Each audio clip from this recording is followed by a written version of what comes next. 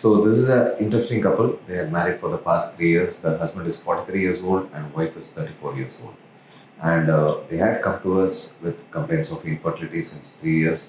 And we tried to do a semen analysis for the husband, but it is actually a retrograde ejaculation because he is diabetic, and the semen will not come out through at the time of orgasm because it goes back into the bladder.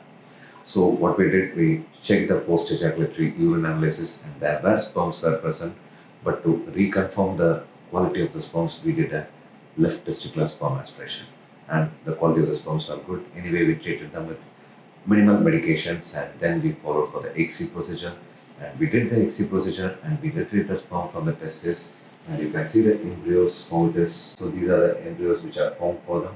These are good quality embryos which we are able to get. These are the things. So we are hoping to get a good result. We have done the embryo transfer and we are waiting for the result. We pray to God.